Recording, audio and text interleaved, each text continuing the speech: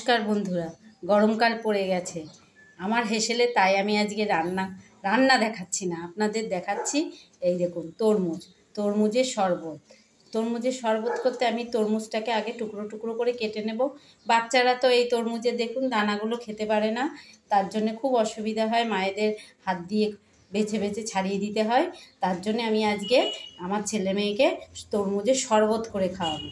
তরমুজের শরবতে কিছুই লাগবে না, আপনারা দেখতে থাকুন আমি কি দিয়ে তরমুজের শরবতটা করছি।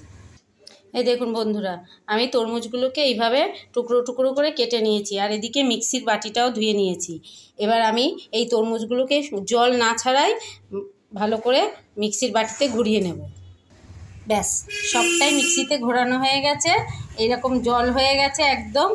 এর মধ্যে চাইলে আপনারা বিট নুন দিতেও পারেন, নাও দিতে পারেন। আমি এবার এটাকে ভালো করে ছাঁকনি করে ছেঁকে নিয়ে একটু বিট নুন দিয়ে আপনাদেরকে দেখাচ্ছি। এই দেখুন বন্ধুরা, কতটা তরমুজের শরবত হয়েছে, এটার মধ্যে কোনো কিচ্ছু নেই। এই দেখুন, এই ছিবড়েটা বেরিয়েছে, একটা দানাও ওর মধ্যে যায়নি। বাচ্চাদেরকে এইভাবে দানা সমেত দিলে ওরা খেতে পারে না, ফেলে দেয়। এই জন্যে আমি এইভাবে তরমুজের শরবত করে আমার ছেলে মেয়েকে খেতে দিই।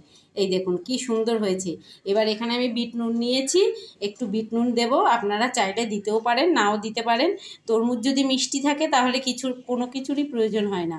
আমি এবার এগুলোকে শরবতটাকে গ্লাসে ঢেলে একটু বিট নুন দিয়ে দেখাচ্ছি। ব্যাস, ছোটদের মন পছন্দ তরমুজের শরবত একদম তৈরি হয়ে গেছে। আমি এইভাবে সব কাচের গ্লাসে ঢেলে নিয়েছি।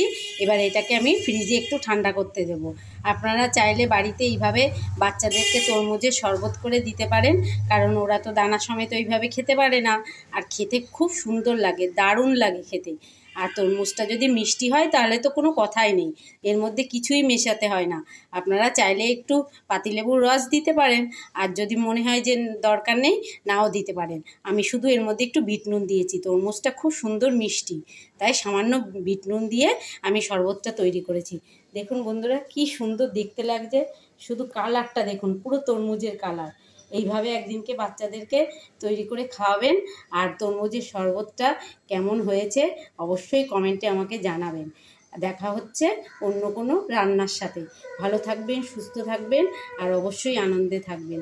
আর এইভাবে বাচ্চাদেরকে তরমুজের শরবত করে অবশ্যই খাওয়াবেন, কারণ গরমের সময় এইসব জিনিস খাওয়া তো ভীষণ উপকার। বাজার থেকে কিনে খাওয়ার থেকে এইভাবে ঘরে তৈরি করে বাচ্চাদেরকে খাওয়াবেন।